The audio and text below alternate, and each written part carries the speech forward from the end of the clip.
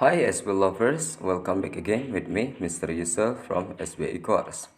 Ketemu lagi dengan saya Mr. Yusuf, dan kali ini saya akan mencoba memberikan latihan soal, yaitu khususnya tentang TOEFL ya. Oke, langsung saja ke pertanyaannya. Pertanyaan yang pertama, everybody in the theater are watching the film attentively. Nah, maksud dari pertanyaan ini adalah menemukan kata-kata yang salah ya, atau grammatical error di situ. Oke, dari everybody in the theater are watching the film attentively. Yang salah di situ kita cek dulu seperti biasanya. Subjeknya di situ adalah everybody ya. Everybody in the theater itu adalah subjeknya. Sedangkan verbnya di situ are watching, kemudian the film attentively ya, the film object, sedangkan attentively-nya itu keterangannya dengan penuh perhatian.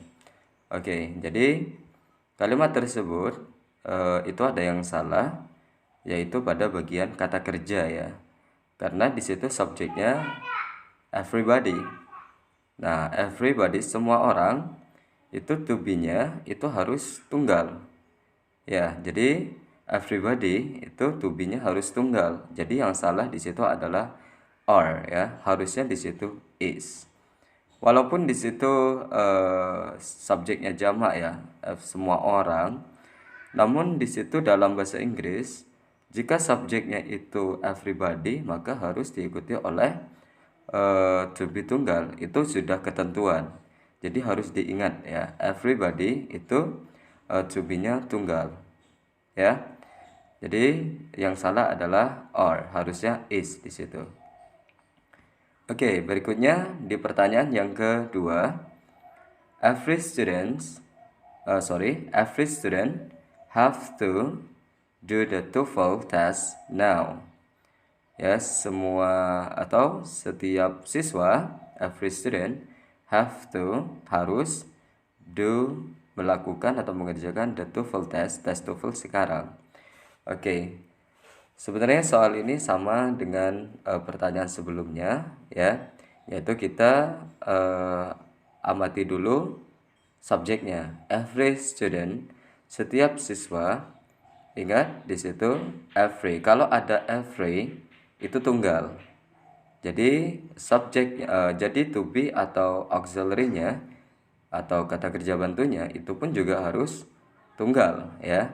Every student, ingat kalau ada kata every itu pasti diikuti oleh auxiliary tunggal atau kata kerja tunggal. Jadi sudah jelas di situ yang salah itu bagian auxiliary have to ya.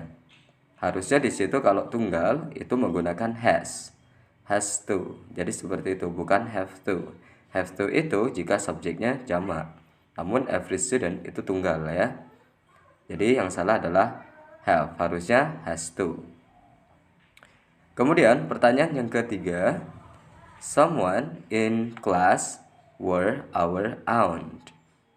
Ya, jadi seseorang di dalam kelas itu adalah bibi kita ya. Sama seperti soal sebelumnya, yaitu subjeknya adalah someone ya, seseorang. Ingat, someone itu tunggal ya. Jadi yang salah di situ adalah bagian to be-nya, were, to be past ya, simple past tense, were. Were itu merupakan to be dari jamak ya, sedangkan tunggal, sedangkan to be tunggal itu adalah was harusnya ya. Ya, jadi yang salah di situ adalah were, harusnya was. Jadi seperti itu. Someone in class was our aunt. Ya, seseorang di dalam kelas itu adalah bibi kita.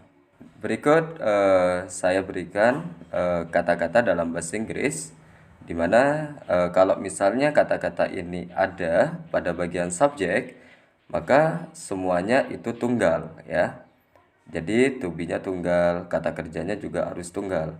Ya, kata-katanya seperti anybody, anyone, anything, everybody, everyone, everything, somebody, someone, something, nobody, no one, nothing, each, atau every. Jadi kalau misalnya pada bagian subjek itu terdapat kata-kata tersebut, ingat harus diikuti oleh benda tunggal ya, dan juga kata kerja tunggal. Contohnya seperti penggunaan each ya, each. Yang pada bagian terakhir each yang artinya masing-masing. Jadi setelah itu diikuti oleh kata benda tunggal, tidak boleh kata benda jamak. Contohnya each children, itu salah, bukan each children tapi each child, atau every children, itu salah, harusnya every child. Jadi seperti itu. Kemudian diikuti oleh to be atau kata kerja tunggal. New responsibilities blank, pilihannya di situ ada always appears, yang B ada always appear, ada appears always, dan juga ada appear always. Oke, seperti biasa ketika kalian di situ lagi mengerjakan TOEFL, perhatikan subjek pada kalimat tersebut atau temukan kata kerja ya. Kalimat tersebut belum memiliki kata kerja. Di situ hanya ada subjek, yaitu new responsibilities. Jadi kalau misalnya ada pertanyaan seperti ini, kalian harus mengerti subjeknya itu tunggal atau jamak. Jadi seperti itu saja ya, gampang. Jadi new responsibilities itu subjek jamak. Maka apabila subjeknya jamak, itu harus diikuti oleh kata kerja jamak. Ya, kata kerja bentuk pertama yang jamak itu adalah pilihan B dan D, yaitu appear, ya, always appear. Sedangkan yang D, appear always. Sedangkan untuk always appears dan juga yang C, appears always, kata kerja appears yang ditambah S itu apabila subjeknya tunggal. Ya, sedangkan pertanyaannya memiliki subjek dalam bentuk jamak. Jadi yang A dengan yang C itu sudah jelas salah. Jadi pilihannya antara B dan D di situ. Oke, kemudian antara B dan D yang paling benar itu adalah yang B. Jadi seperti itu. Karena apa? Karena kata kerja itu selalu diletakkan setelah frekuensi ya. Di situ always itu merupakan frequency of adverb ya. Jadi kata kerjanya harus selalu diletakkan setelah frekuensi of adverbnya, always-nya maksudnya ya. Jadi pilihan yang tepat itu adalah yang B. Kalau yang D itu aturan yang salah, harusnya always appear, bukan appear always. Oke, kemudian pertanyaan yang kedua di situ. A university education blank it possible.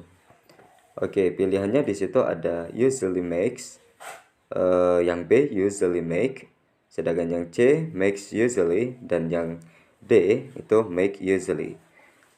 Pertanyaan ini sama seperti pertanyaan sebelumnya, yaitu tentang penggunaan frequency of adverb ya. Jadi seperti itu.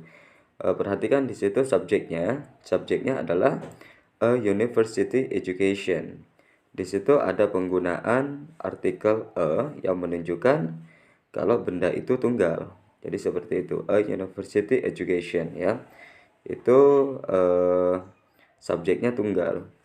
Maka kata kerjanya itu harus menggunakan kata kerja bentuk tunggal.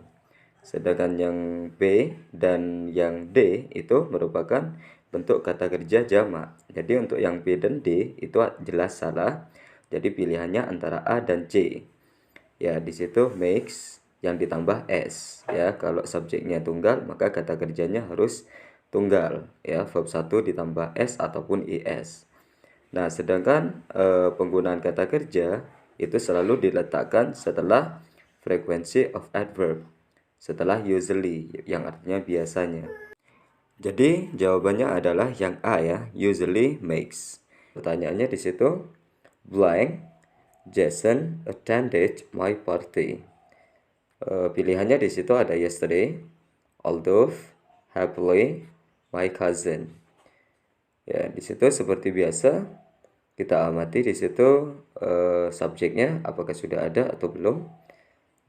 Di situ predikatnya juga ataupun verbnya itu sudah ada atau belum.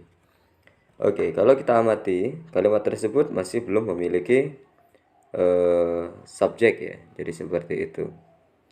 Jadi kita harus menemukan subjek dari kalimat itu sendiri. Karena apa? Attended itu merupakan kata kerja.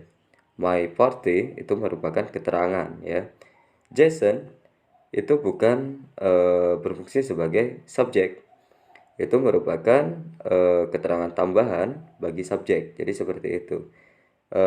Jadi Jason ingat ya, bukan sebagai subjek, tapi sebagai keterangan tambahan bagi subjek. Ya kenapa? Karena di situ diapit oleh dua koma. Nah, jadi kalau misalnya ada kalimat bahasa Inggris yang diapit oleh dua koma seperti itu disebut dengan apositif. Ya, jadi ciri-ciri kalimat apositif itu ya diapit oleh dua koma, namun bukan sebagai subjek. Jadi kalimat tersebut itu harus dilengkapi dengan subjek ya. Kalau yang A itu yesterday itu bukan subjek, namun adverb of time yaitu keterangan waktu kemarin. Sedangkan yang B di situ although itu meskipun itu juga bukan berfungsi sebagai subjek, namun berfungsi sebagai conjunction kata penghubung. Kemudian yang C di situ happily dengan bahagia itu pun juga keterangan ya, happily dengan bahagia. Jadi seperti itu. Jadi jawaban yang tepat untuk pertanyaan tersebut adalah my cousin. Jadi seperti itu subjeknya. Oke, my cousin itu adalah keponakan laki-laki. Oke, jadi my cousin Jason attended my party. Ya, keponakanku Jason datang ke pestaku. Jadi seperti itu. Oke, kemudian lanjut di pertanyaan berikutnya. An excellent basketball player blank never misses his basketball shots. Jadi seperti itu. Oke, seperti biasa di situ kita amati bagian subjek, kemudian kita cek dulu auxiliary atau kata kerjanya. Jadi seperti itu. Pertanyaan itu sebenarnya sama dengan soal sebelumnya.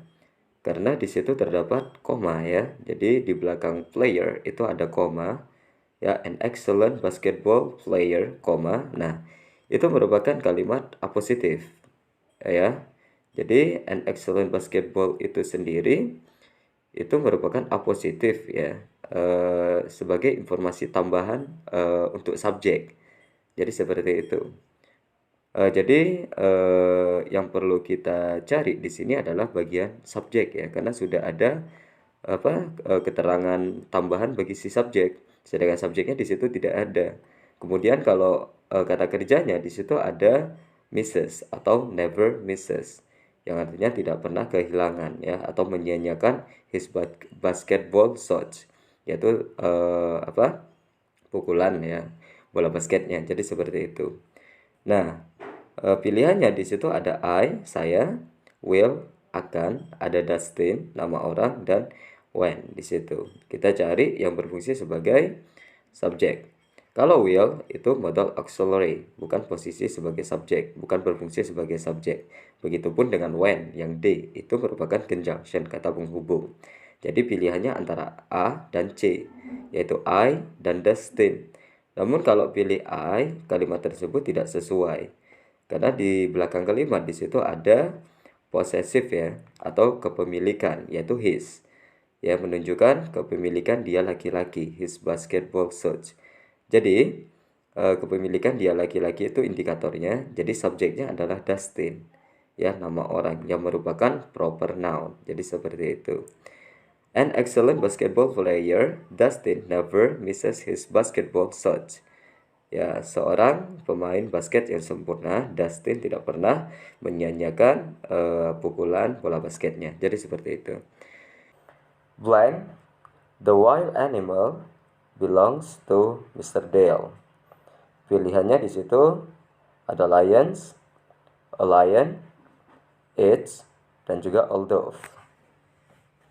Seperti biasa di situ ketika kalian mengerjakan soal TOEFL, perhatikan di situ struktur pembentuk atau pembangun kalimatnya. Yaitu ada subjek, ada predikat atau verb atau kata kerja ya. Jadi inti dari ketika kalian fokus di soal TOEFL, temukanlah subjek, kemudian verb atau predikat. Karena itu merupakan syarat mutlak dari kalimat bahasa Inggris. Oke, di situ ada kata yang diapit oleh 2 koma ya, yaitu the wild animal. Kalau misalnya kalian melihat di bagian depan ada kata yang diapit oleh 2 koma, itu merupakan bentuk apositif. Ya, apositif sendiri itu adalah keterangan tambahan untuk subjek, namun bukan berfungsi sebagai subjek. The wild animal, yaitu binatang buas. Karena diapit oleh 2 koma, itu bukan subjek, tapi itu apositif, yang fungsinya untuk memberikan keterangan tambahan kepada subjek. Jadi seperti itu. Kemudian di situ ada kata kerja belongs to. Ya, belongs to. Itu berfungsi sebagai kata kerja, yaitu miliknya. Jadi seperti itu, miliknya Mr. Dale. Jadi kalimat tersebut itu belum memiliki subjek. Ya, subjek yang tepat untuk kalimat itu adalah subjek tunggal. Karena di situ memiliki verb atau kata kerja tunggal, yaitu belongs, ada s-nya. Ya, kalau misalnya jamak itu harus belong to tanpa s. Namun kalau belongs di situ ada s, itu menunjukkan kata kerja tersebut itu tunggal. Jadi jawaban atau subjek yang tepat harus memilih yang tunggal. Dari pilihannya yang merupakan subjek tunggal adalah a lion, yaitu seekor singa. Kalau lions itu jamak, sedangkan its itu kepemilikan. Sedangkan yang dibutuhkan adalah subjek, bukan kepemilikan. Begitupun dengan although, itu merupakan kata penghubung. Jadi seperti itu. Kemudian di soal berikutnya, yaitu kalimatnya blank have black and white stripes. Ya, di situ kita amati terlebih dahulu kalimatnya. Di situ tidak memiliki subjek karena apa? Di situ ada have. Have itu adalah auxiliary atau kata kerja bantu. Jadi seperti itu. Kata kerjanya sudah diketahui, yaitu have. Have sendiri di situ kata kerja jamak. Ya, jadi have itu adalah auxiliary atau kata kerja jamak. Sedangkan tunggal itu adalah has. Jadi seperti itu. Karena di situ kata kerjanya jamak, maka subjeknya harus jamak. Pilihannya di situ ada zebra, ada zebras, ada a zebra, dan juga ada it. Dari pilihan tersebut, yang merupakan subjek jamak itu adalah zebras. Jadi jawabannya adalah yang B. Sedangkan yang A, C, dan D itu semuanya tunggal. The film blank appearing at the local theater is my favorite. Seperti biasanya di situ ketika kalian mengerjakan soal TOEFL bagian structure, temukan dulu subjek, kemudian verb atau kata kerja di situ ya. Oke, ini bagian present participle, yang mana di situ kita akan mengerjakan bagian verb ing ya, kata kerja yang ditambah dengan ing. Namun sebagai adjective, yaitu as an adjective ya, bukan sebagai as part of verb, bukan bagian dari adverb di situ. Itu diingat. Oke, di situ subjeknya adalah the film blank appearing, muncul at the local theater, di theater lokal adalah favoritku. Jika kita amati di situ subjeknya sudah ada, yaitu the film. Kemudian verbnya atau kata kerjanya di situ ada ya, yaitu is, yaitu to be. Jadi letak dari kata benda dengan to be-nya itu jauh ya. Namun di situ kalian harus fokus mencari unsur subjek dan juga kata kerja di situ ya. Namun di situ ada kata kerja yang diinkan, di situ appearing ya. Di situ bukan berfungsi sebagai kata kerja. Ya, ingat walaupun di situ appear itu muncul, itu adalah kata kerja, namun tidak mungkin dalam kalimat tunggal itu ada dua kata kerja. Jadi seperti itu. Jadi appearing di situ itu muncul sebagai kata sifat atau yang menjelaskan. Jadi seperti itu. Oke. Jadi dalam kalimat tersebut kita tidak membutuhkan kata kerja ya. Jadi bisa kita cek jawabannya. B is itu to be. Di situ sudah ada kata kerja ya. To be itu berfungsi sebagai kata kerja. Jadi B kita coret. Sedangkan yang C di situ it itu berfungsi sebagai subjek ya, kata ganti ya. Karena di kalimat itu sudah ada subjek, maka it itu salah ya. Jadi seperti itu. Jadi gak mungkin dalam kalimat tunggal ada dua subjek ya. Pengecualian ya kalau misalnya ada kata penghubung seperti and itu masih boleh. Namun di situ tidak ada kata penghubung atau conjunction and, maka it itu salah.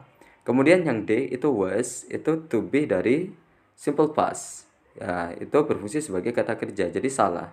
Ya, jadi jawabannya sudah bisa dipastikan itu adalah now. Jadi seperti itu sekarang ya. Jadi the film now appearing at the local theater is my favorite. Ya, yang artinya film yang muncul sekarang di teater lokal itu adalah film favoritku. Maksudnya seperti itu. Oke, itulah penjelasan dari saya tentang salah satu jenis soal TOEFL yang berkaitan dengan structure, khususnya di present participle ya, verb ing. Mudah-mudahan video ini bermanfaat bagi kalian. Dan jangan lupa bagi kalian yang suka video ini, tekan tombol subscribe, like, dan share. And I think it's enough here, my explanation. And thank you so much for watching. And the last I say, goodbye.